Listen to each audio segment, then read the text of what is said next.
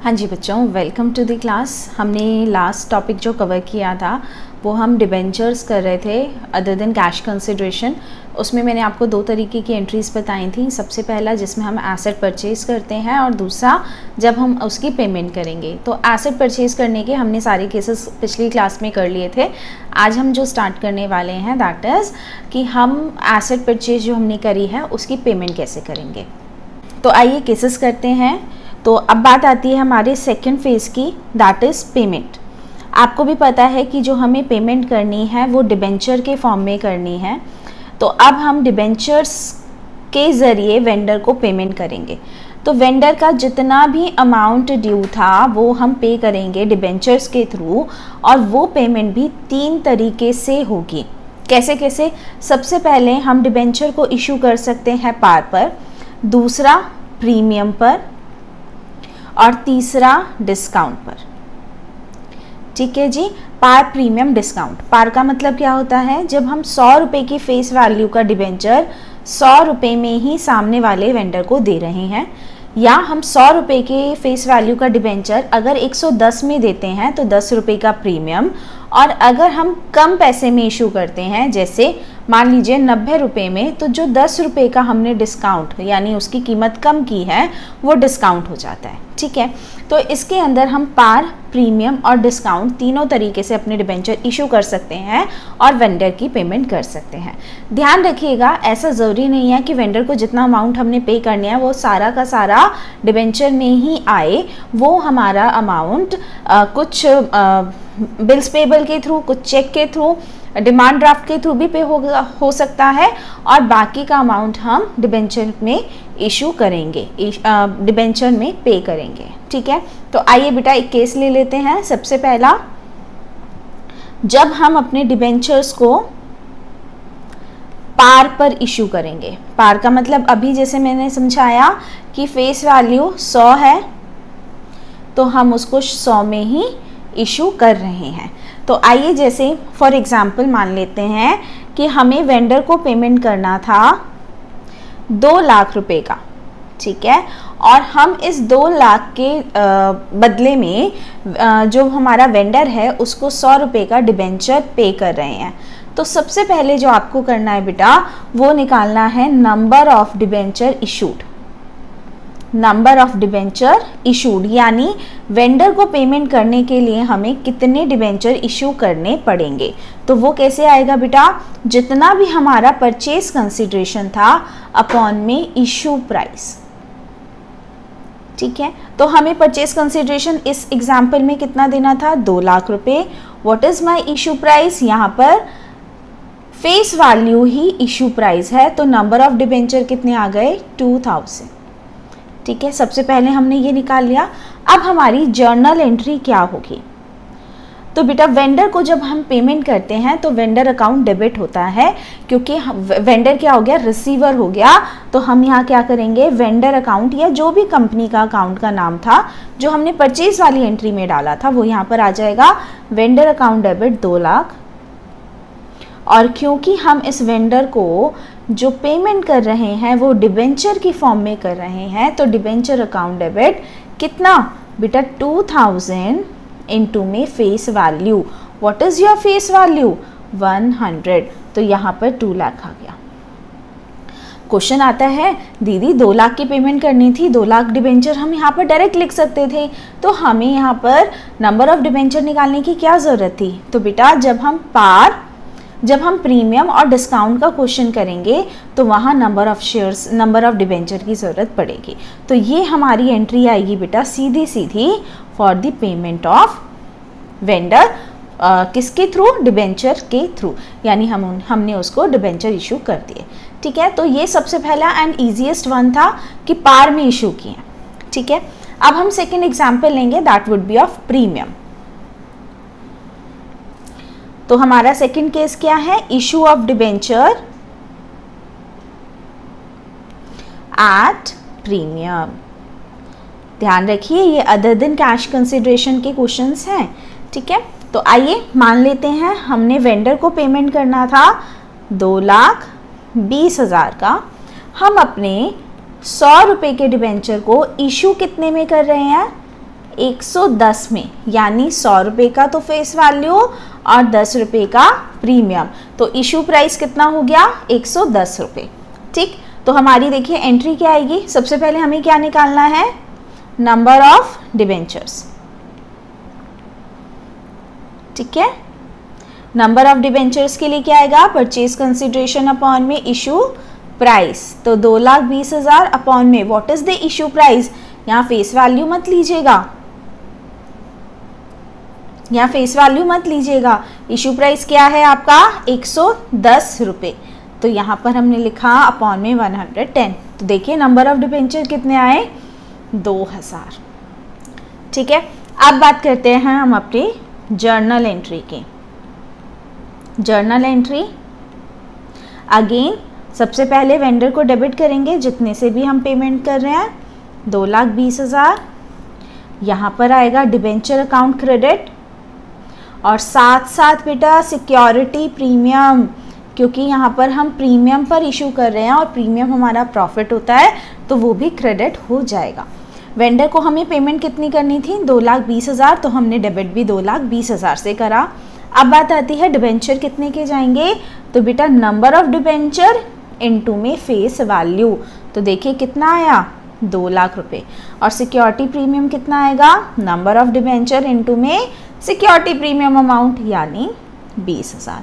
तो देखिए हमारी एंट्री क्या बनी, vendor account debit to debenture to security premium, 2,20,000, 2 lakh और 20,000। तो ये हमारी एंट्री आएगी जब हम अपने डिबेंचर्स को सिक्योरिटी प्रीमियम पर इशू करेंगे। आई होप आपको इतना समझ आ गया।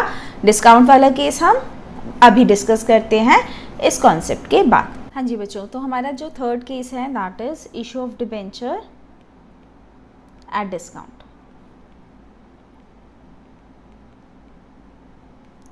ठीक है जी, तो अगर हम डिस्काउंट में इशू कर रहे हैं यानी हम 100 रुपये की फेस वैल्यू वाला डिबेंचर कम रुपए में इशू कर रहे हैं, यानी मान लीजिए 90।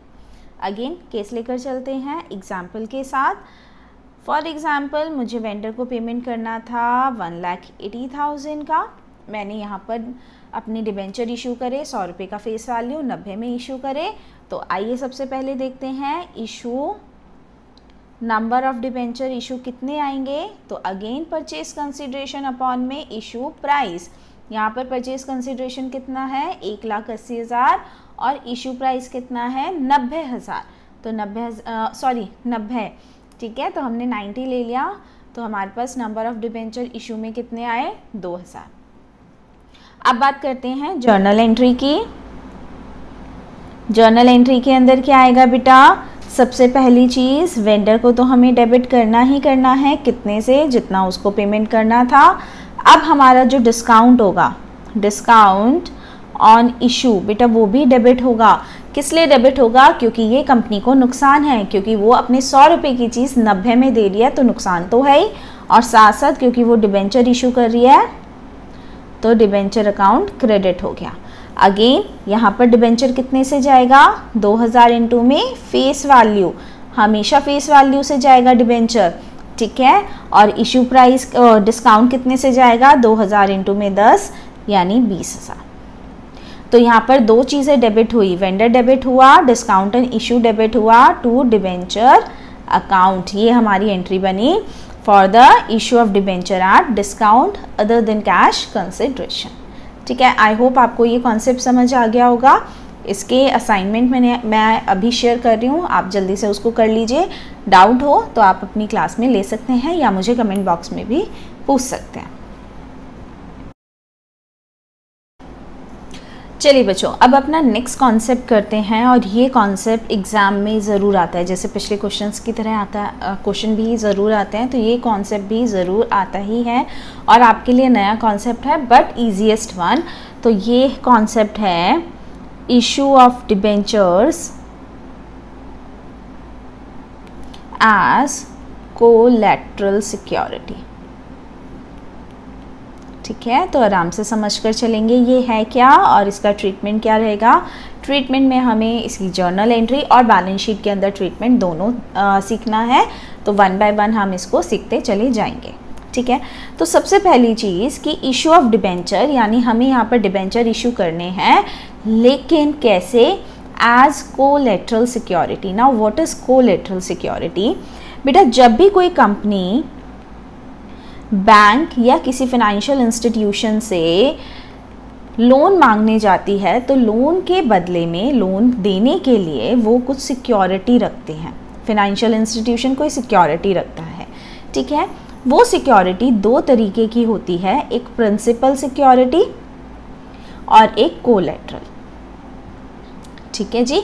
तो प्रिंसिपल सिक्योरिटी का मतलब कि जो भी आपने लोन लिया है, कंपनी लोन लेना चाहती है, उसके उस लोन के लिए जो मेन सिक्योरिटी रखी जाती है दैट इज प्रिंसिपल सिक्योरिटी।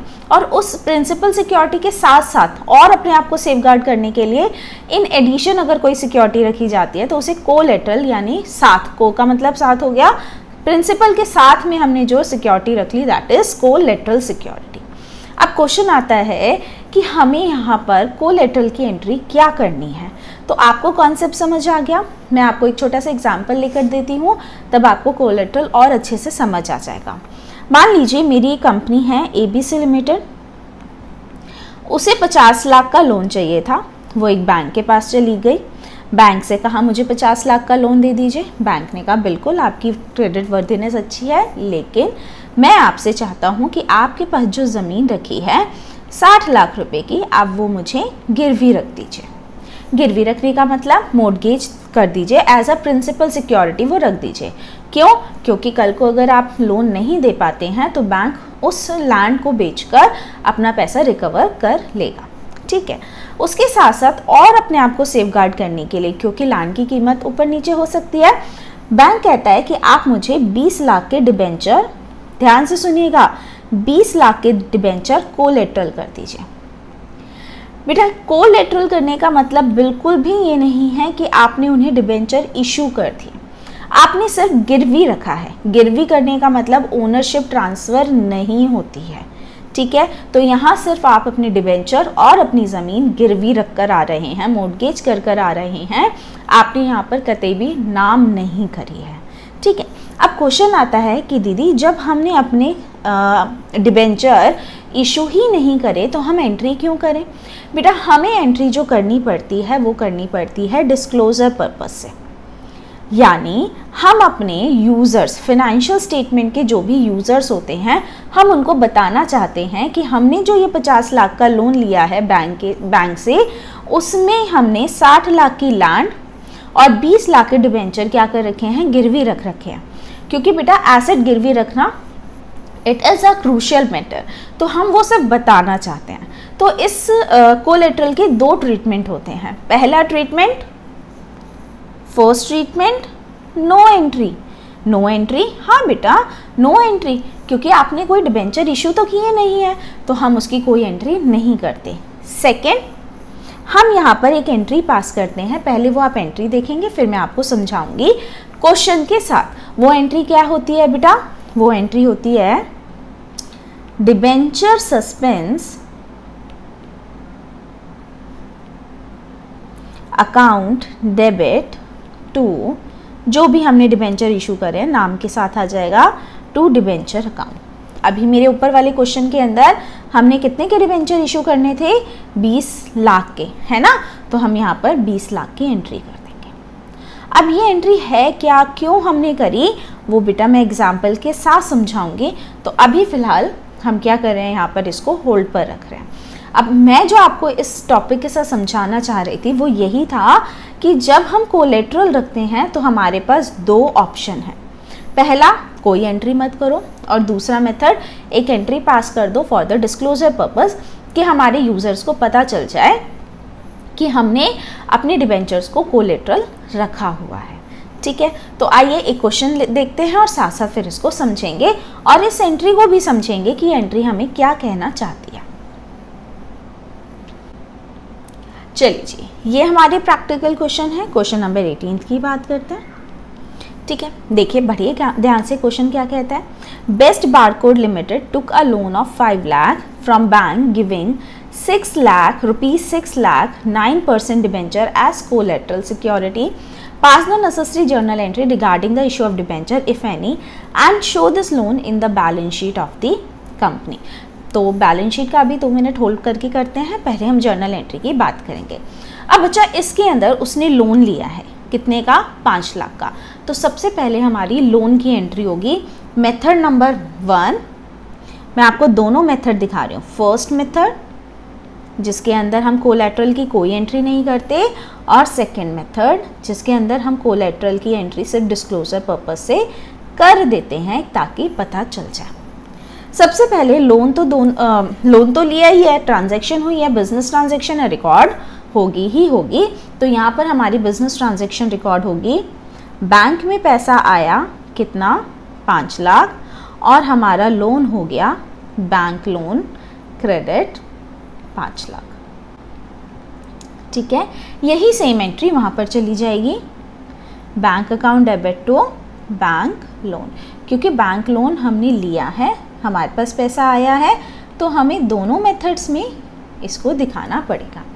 अब बात आती है कोलेटरल में। फर्स्ट मेथड में क्या एंट्री होगी? जो हमने 6 लाख के डिबेंचर इशू करे हैं, तो बेटा फर्स्ट मेथड के अंदर कोई एंट्री नहीं होगी फॉर कोलेटरल। ठीक है, लेकिन सेकंड के अंदर क्या एंट्री होगी? तो बेटा सेकंड यानी सेकंड मेथड में हम एक डिस्क्लोजर एंट्री पास करते हैं, दैट इज डिबेंचर सस्पेंस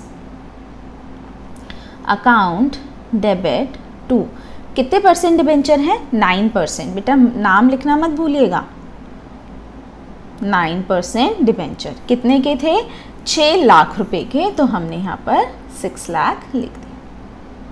ठीक है, अब मेरे ख्याल से आपको फर्स्ट वाले में तो कोई प्रॉब्लम होगा नहीं। यहाँ पर हमने बैंक लोन की एंट्री करी और दूसरे की नो एंट्री। नो एंट्री मैंने आपको बताया क्योंकि हमने अपनी डिबेंचर गिरवी रखे हैं, इशू नहीं करे, गिरवी रखने की कोई एंट्री नहीं होती। लेकिन सेकंड मेथड के अंदर हमने एंट्री करी, सिर्फ क्यों करी? अगेन डिस्क्लोजर पर्पस से। तो आइए बेटा वो एंट्री समझते हैं।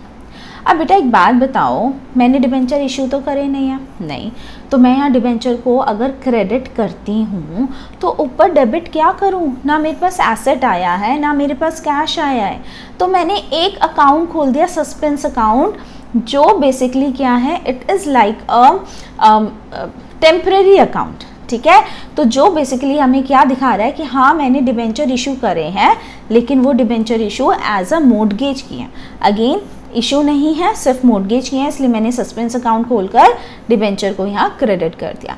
हम इसको बैलेंस शीट में कैसे दिखाते हैं, जैसे ही आपको क्लियर हो जाएगा आपको इस एंट्री का पर्पस भी समझ आ जाएगा।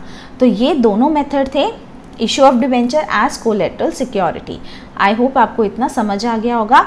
अब इसी को मैं बैलेंस शीट में आपको करना बताती हूँ कि क्या रहेगा।